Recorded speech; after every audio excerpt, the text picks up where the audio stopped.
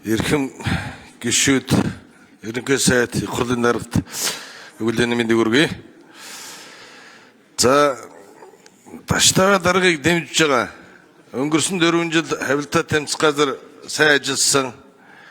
Авилгын домдом хэрэгэл үйлрүүлсэн, гаднаас авилгачдыг авчирсан. Одоо ч ер нь орон даяар бас энэ авилгын асуудал дээр бас анхааралтай хандж ажиллаж байгаа. За энэтэй холбогдуулаад хэд хэдэн асуулт асууж байна. Энэ хамгийн аюултай нь ковидын төсөв байгаа. Энийг шалгаж үзсэн үү?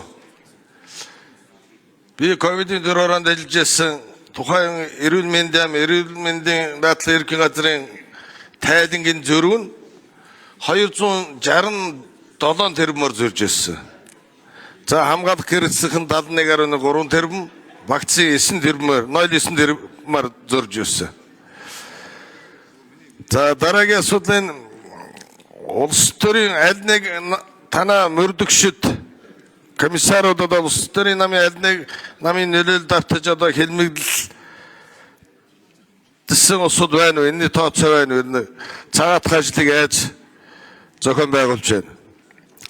За дараа нь би Баян-Улгийн аймгаас сонгогдсон төлөөлөгч их хурлын гишүүний хувьд энэ тендертэй холбоотой юм бол маш их байдаг. Олон жил дамжиж явдаг. Засагаас улсаас одоо төсөв баталж өгдөг.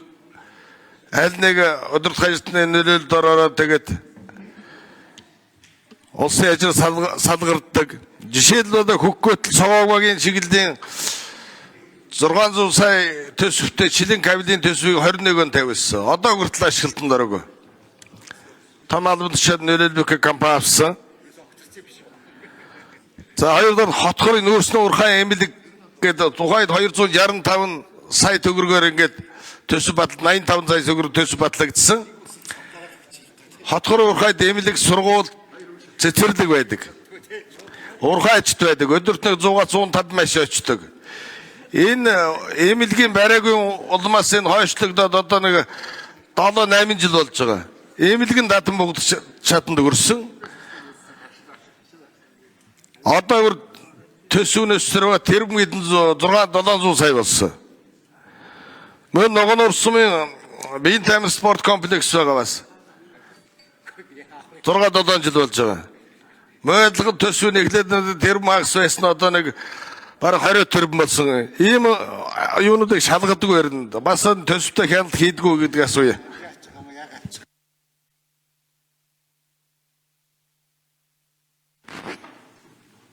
За Бэлсэр гişүү.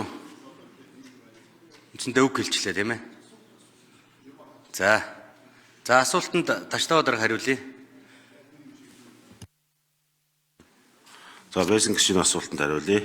За ковидын үеийн асуудлуудыг бол нэг бүрчлэн шалгаад ер нь эхнээс нь шийдвэрлээд явж байгаа гэж бол ойлгож байна. За манай комиссарууд хэрэгтөг одоо ороосон хууль бусаар шалгасан цагаатах ажил гэхээр манад ерөнхийдөө бол одоо хэрэг бүртгэл мөрдөн байцаалтын ажиллагаа прокурорын хяналтанд явагдаж идэг. Ингээ одоогоор одоо яг одоо хүний хэл сэргээр асуудал үүсгэсэн асуудал манай байгууллагын хэмжээнд бол гараагүй байна. За Баян-Улгийн аймагт үйлдэж байгаа авилгын хэрэгүүдийг шалгаж ийнө гэдэг асуулаад нийтдээ Баян-Улгийн аймаг өнгөрсөн жилд Баян-Улгийн аймаг дээр 78 хэрэг авилга албан тушаалын гэмтэрийг шалгагдсан байна. За энэ ингээд таны сая ярьсан энэ тендертэй холбоотой асуудлыг нягтлж үзээд эргээ танд хариу өгье.